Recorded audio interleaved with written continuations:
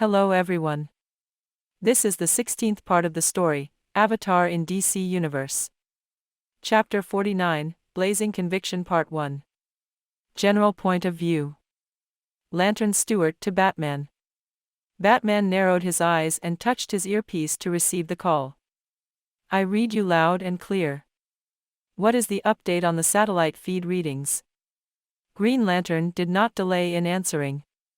Nothing on the scene itself.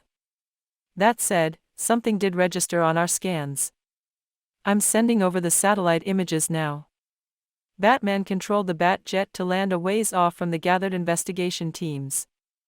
The hatch to the jet opened and he glided downwards. Team rendezvous on me.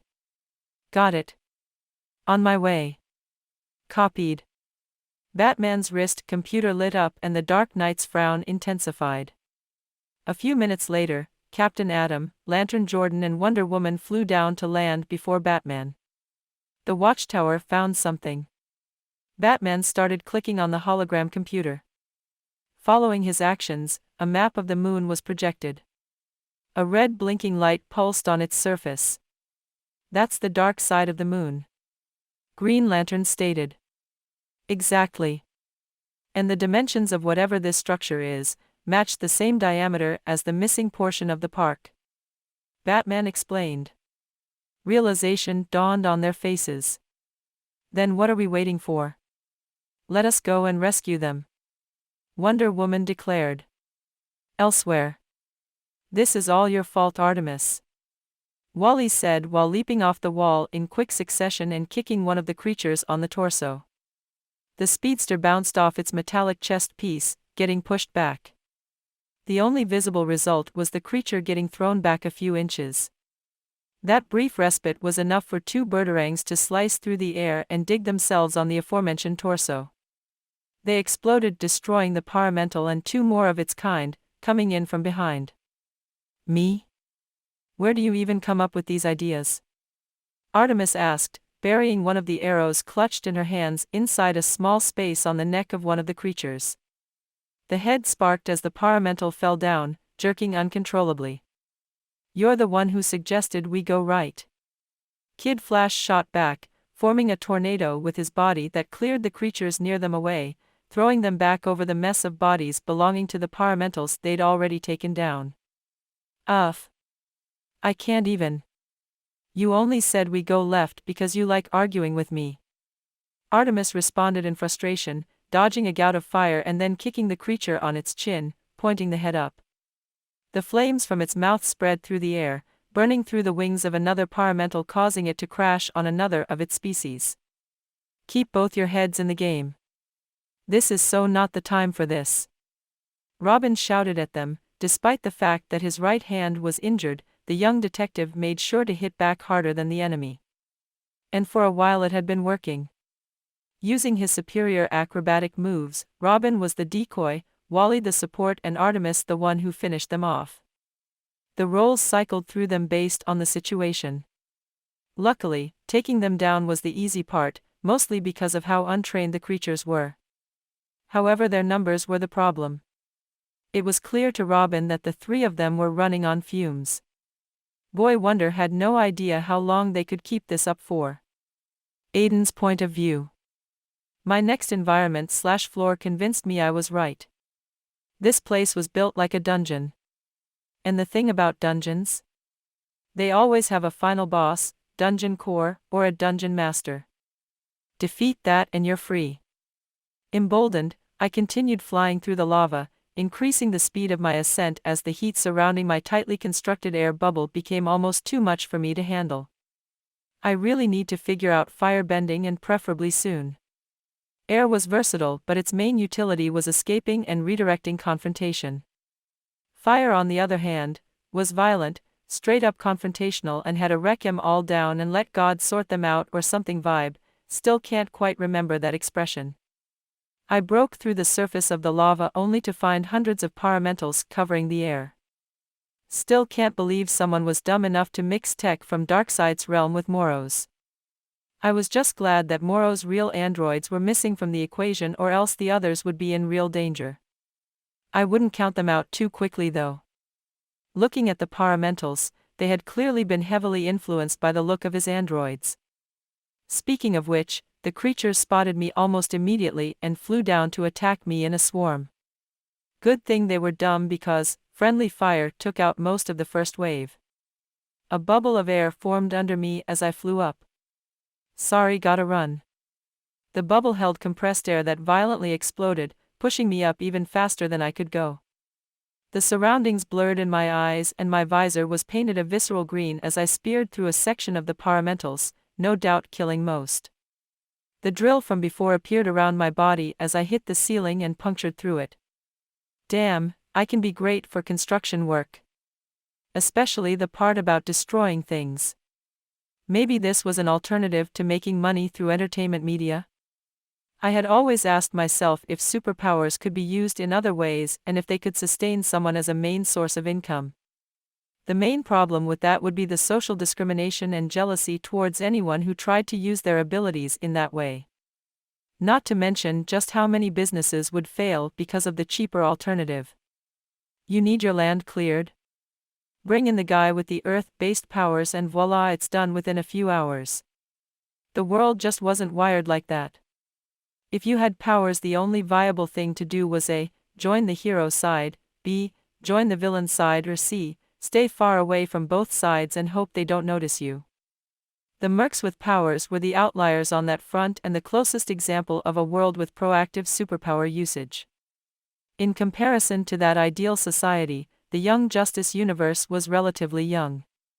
The presence of a metagene was not even that widely known to people despite the fact it had been there for a long time, giving people powers based on pre-existing factors in a person's systems.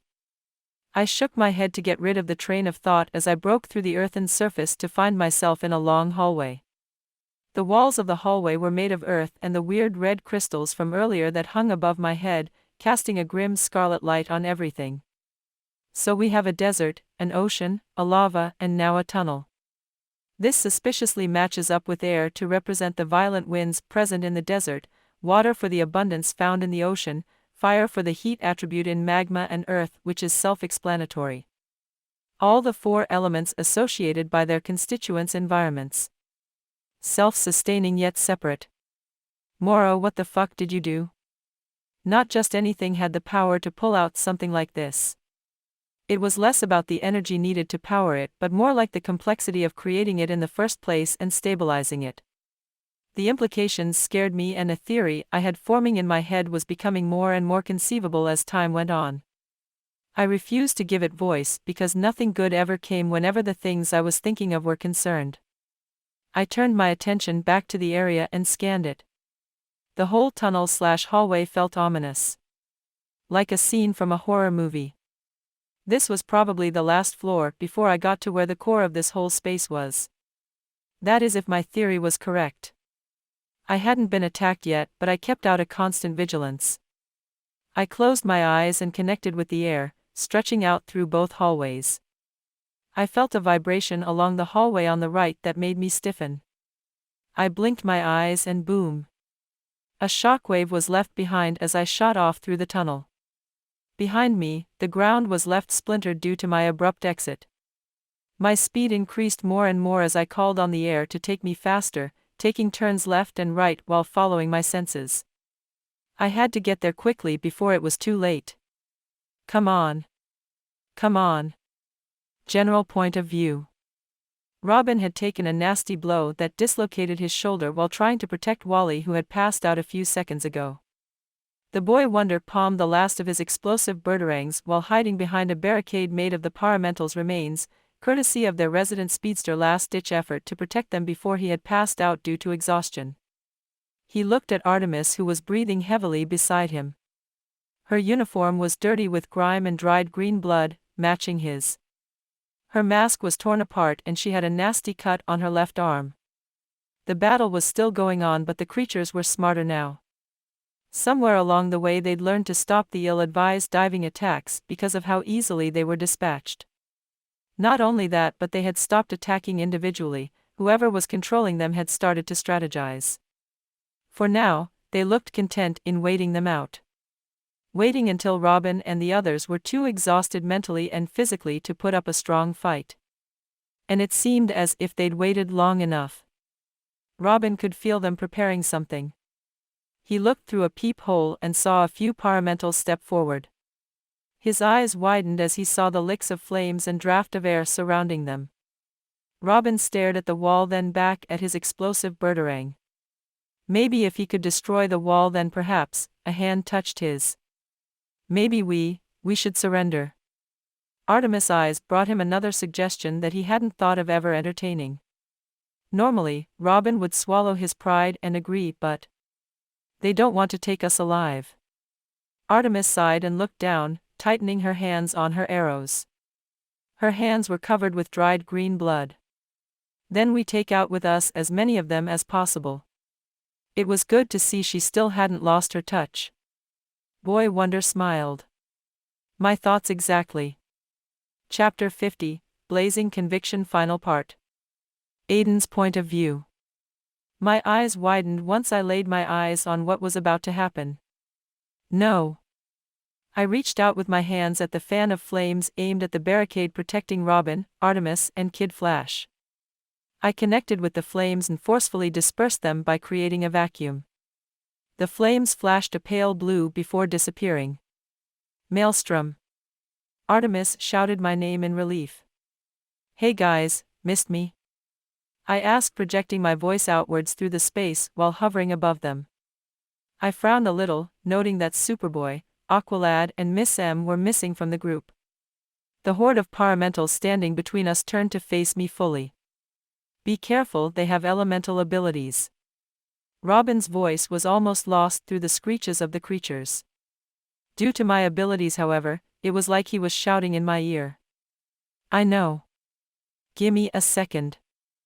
I tightened my hands into fists. These things were really annoying to look.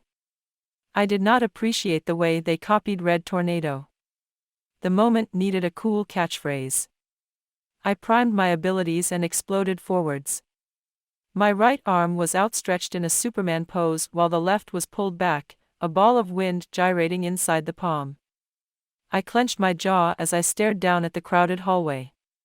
Chock full of paramentals, all looking towards one thing. Me, time to give them a taste of their own medicine. Bitch, get out the way.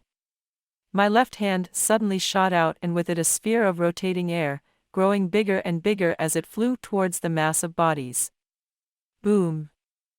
I snapped a finger and the sphere exploded, sending out a massive shockwave of tiny wind blades that tore apart the paramentals by slicing through them. My control over the air extended to form an air bubble around my teammates, keeping them safe from the attack.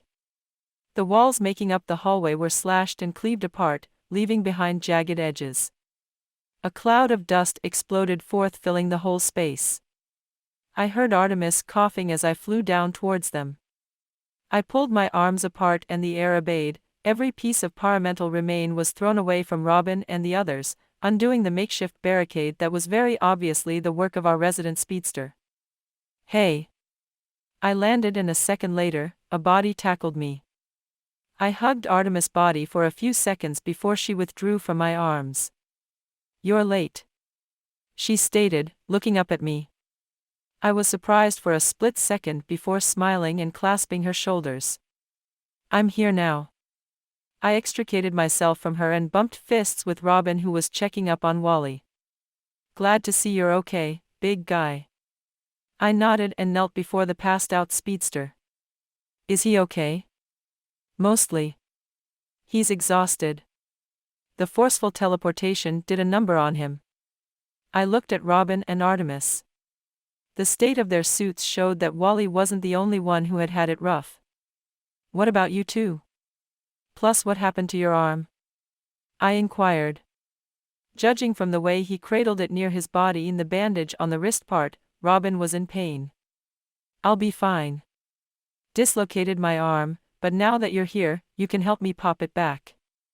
Something tells me we'll need every bit of our power to survive this place. And find the rest. Artemis added from behind us. Right. I nodded, supporting his hand while I positioned the other on his bicep. The boy wonder looked at me and bit out. Do it. I relocated his shoulder back and he swallowed the groan of pain. He wiggled his fingers and nodded in gratitude. I also need to beat the shit out of the one responsible for this. I had to break through 3 ceilings just to get here. I informed them while standing up. I feel you, but that's the second priority. Before anything else, we need to find a way out of here. KF can't fight in his condition. Especially if another group attacks us now. I groaned in resignation. I'd hoped Robin would have an alternative. I'm breaking through another ceiling, aren't I? Boy Wonder chuckled. Yep. If I had my wrist computer, we could create a portal out, but he held up his hand for me to see. A sigh escaped me. It's fine. I went to stand a ways off from the others while priming my air bending. This felt like a crude way of using my new control, but beggars can't be choosers. A funnel of air sprang up around me before coalescing into a drill that rippled around my form. I crouched slightly and jumped. The floor below me cratered. The sound made by the action was loud and left another wake of dust behind. I really am a demolition expert. My hand pulled back and I felt a blow connect with my chin before I could even make contact with the ceiling. The attack had passed through my air drill like it was nothing. Too fast and too strong for me to either block or evade. My body ragdolled through the air and I heard Artemis shout my name in shock and terror. I dug a groove through the earth before slamming onto the side of the wall and bouncing off. The air managed to arrest my momentum and I touched down on the ground unsteadily. I knelt down, feeling a wave of dizziness overtake me. Artemis, stay back. It's not really him. Robin shouted amid a scream of frustration. Then there was a dull thud. Artemis. Snap out of it. Robin ground out, the words seemed to not be aimed at me however. I shook my head and focused slightly. My eyes widened in surprise. Although the costume was different, reminiscent of Black Adam, I breathed out in relief when I noticed that it wasn't him. Reality wasn't much better though. Shazam had Robin clutched by the neck with Artemis lying on the ground. Her slight breathing assured me she was still alive. Captain Marvel! I exclaimed.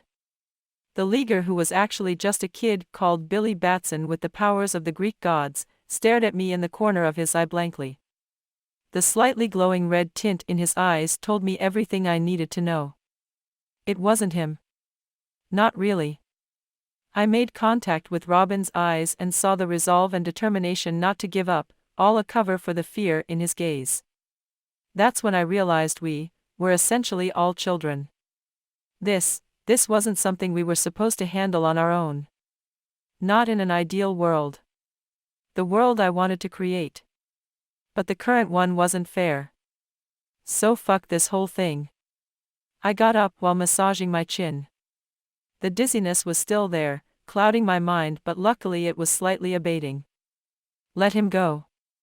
I rose up to my full height and took control of the air. Shazam turned his gaze fully from Robin to stare at me. I started walking towards him slowly and cautiously. The speed he'd attacked me with wasn't something I could react to. Captain Marvel was Superman light. That meant his power was at Superman's level. None of us, even when put together, could beat him in a direct confrontation.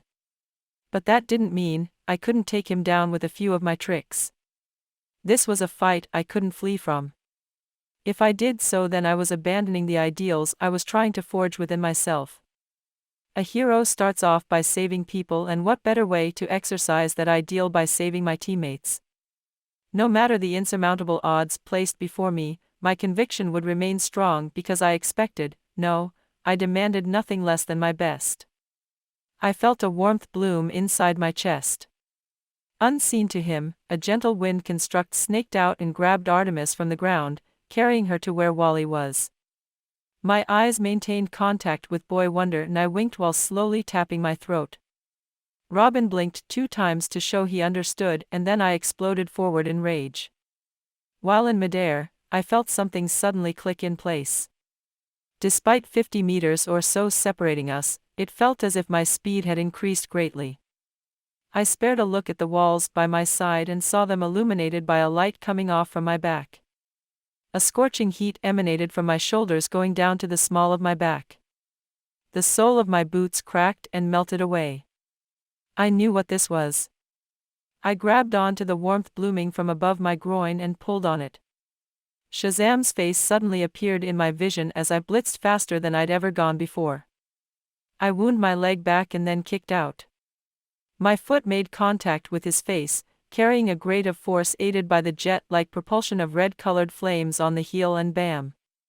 Shazam's body shot back through the walls and into another hallway, making up the maze-like structure of this floor. Robin landed on the ground and coughed out.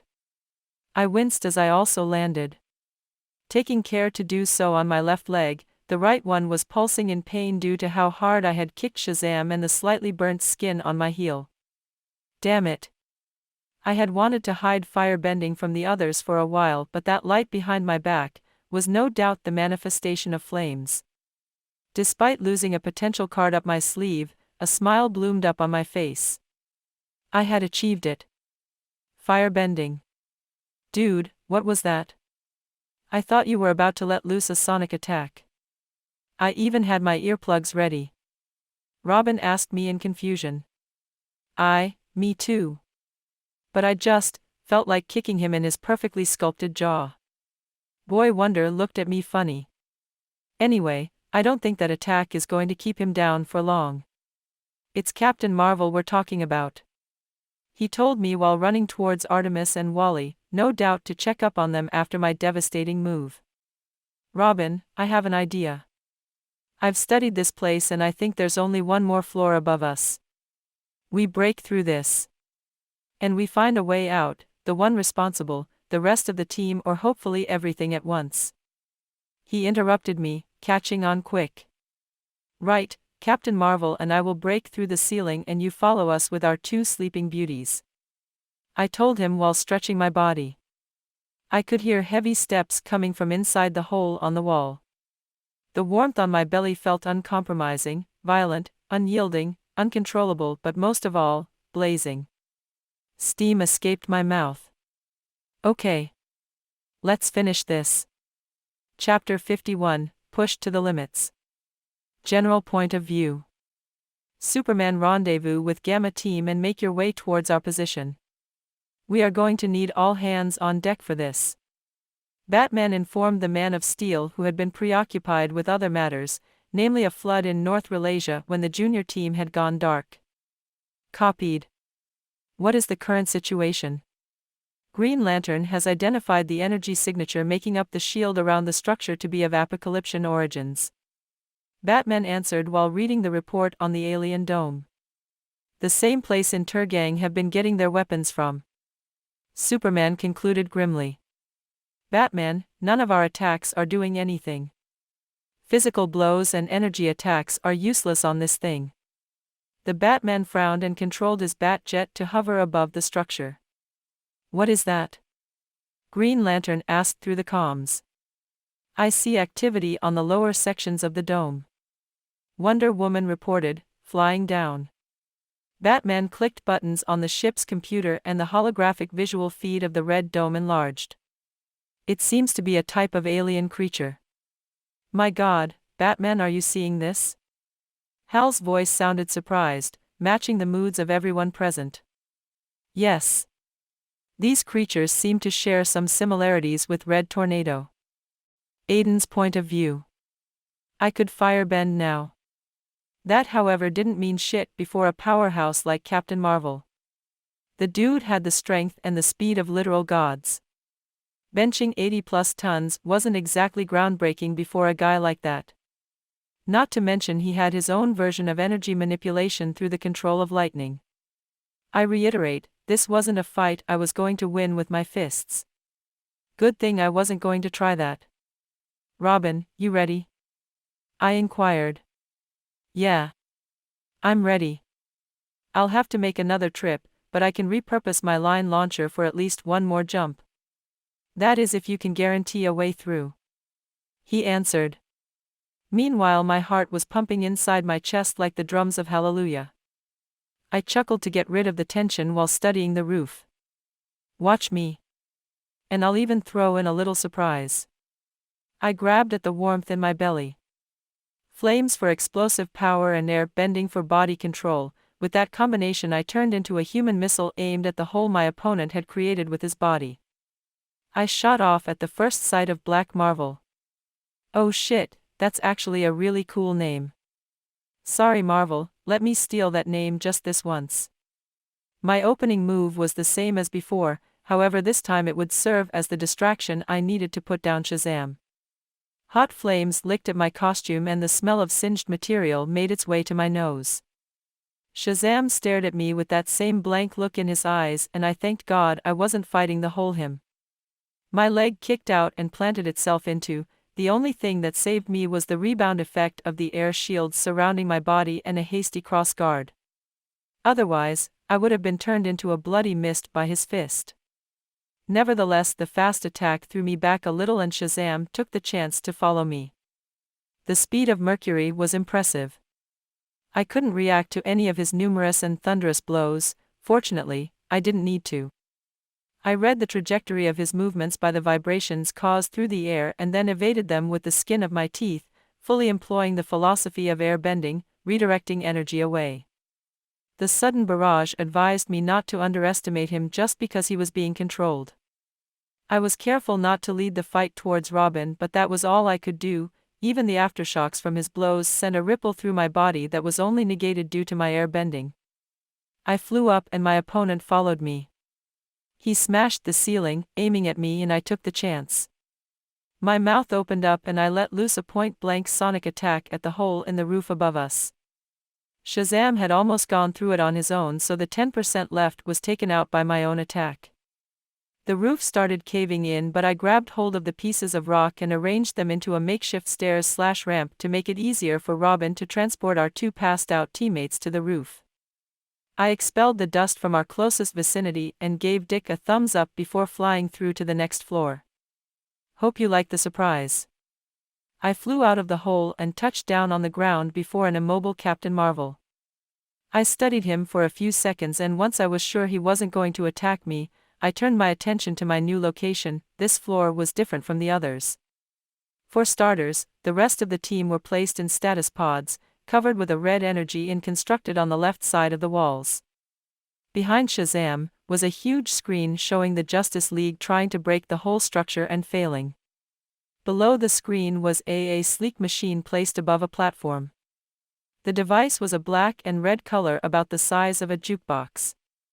It had a marble-like ball the size of a soccer ball placed on the top that glowed a deep red.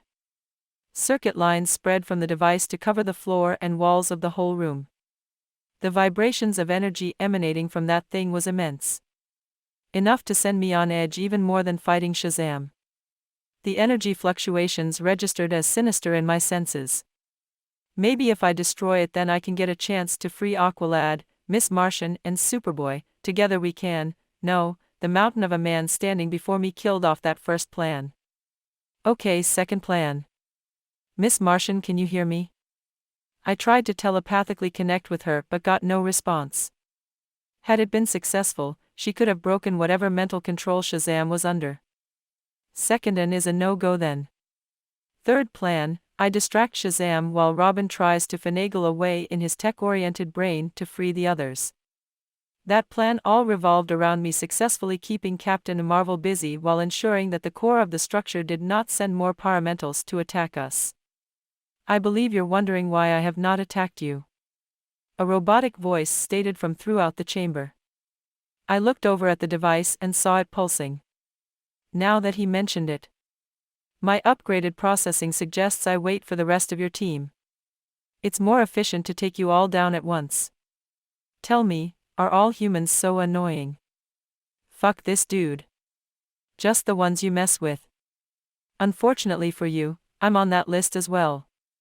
The whole chamber flashed red a couple of times while I was speaking. The unexplained phenomena made me jump back closer to the hole.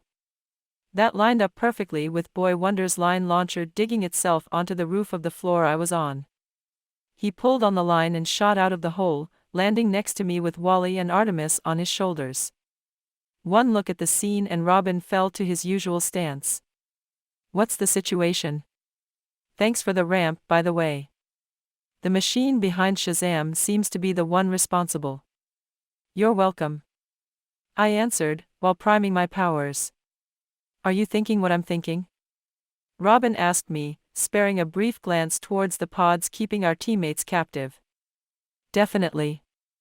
On 3, 2, 1. Move. I had wanted to question the machine some more and find out about its origins, but rescuing the rest was the first priority. We could really use some Kryptonian strength right about now. A smoke bomb exploded from my position, covering Boy Wonder. The signature chuckle he usually did when doing the disappearing trick left echoes in its wake. I spread out the smoke to cover him better and then sprang forward.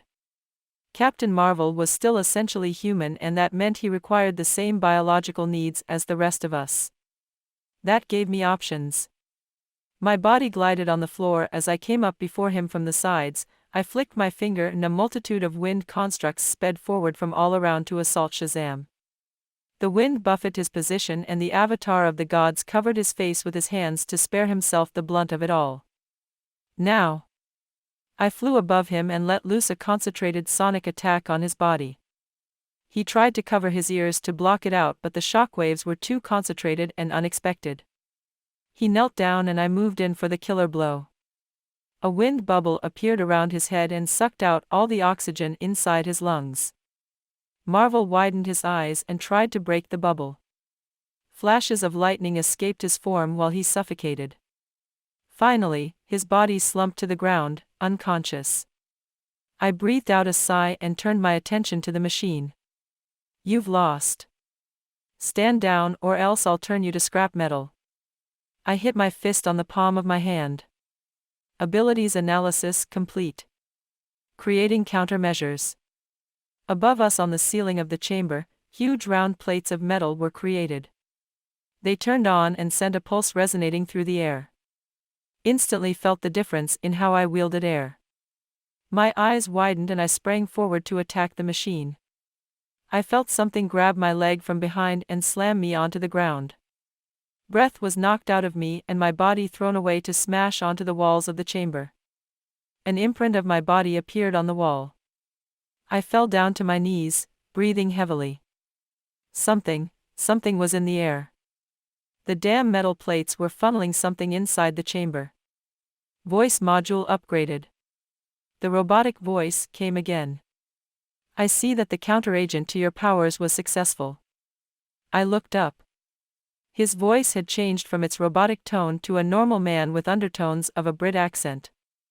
Not only that, but Shazam was up once more, looking no worse for wear. Get the other boy. The device beeped and Shazam blitzed off towards Robin's position. I reached out a hand to send a wind construct that would obstruct him, but the air felt unwieldy. Robin tried to flip away, but Captain Marvel was not playing anymore. A quick chop on the neck and Boy Wonder was sent to Dreamland. A place I would soon be following him to. What did you do? I slurred out the words. Easy, I simply analyzed your abilities, then used a unique frequency to disrupt your control over them.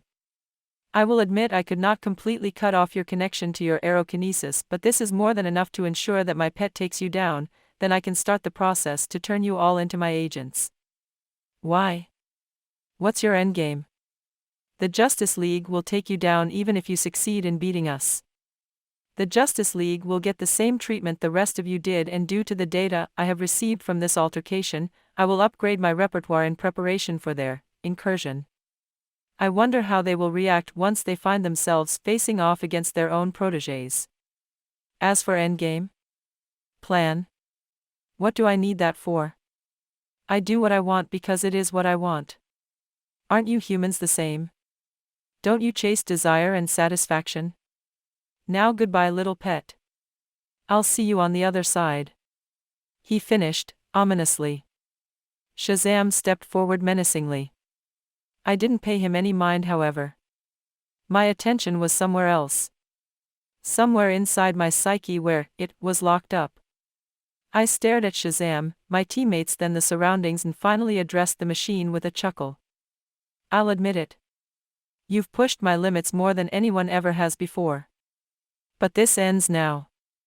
I hate letting it take over, but if I don't do it, then we're all probably going to die here.